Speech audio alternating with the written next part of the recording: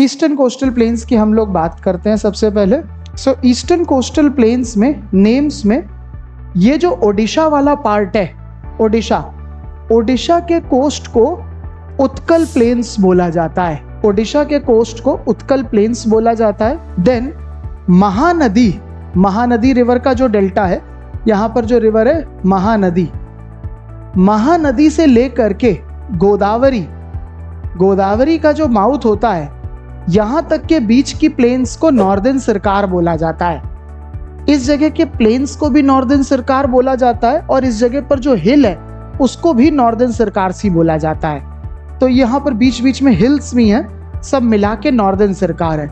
महानदी से लेके गोदावरी तक, फर्दर गोदावरी के साउथ से लेकर के पूरा नीचे तक इसको कोरोमंडल कोस्ट बोला जाता है। 3 पार्ट हैं, ओडिशा उत्कल प्लेन, महानदी से लेकर के गोदावरी तक नॉर्दर्न सरकार और गोदावरी से लेकर के नीचे तक को कोरोमंडल कोस्ट बोलेंगे।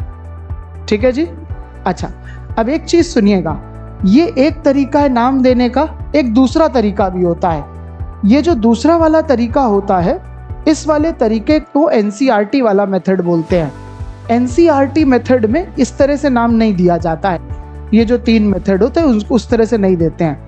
इसका तरीका ये होता है कि ओडिशा में इसको उत्कल कोस्ट बोलेंगे, आंध्रा में इसको आंध्रा कोस्ट बोलेंगे, तमिलनाडु में तमिलनाडु कोस्ट बोलेंगे, बात खत्म।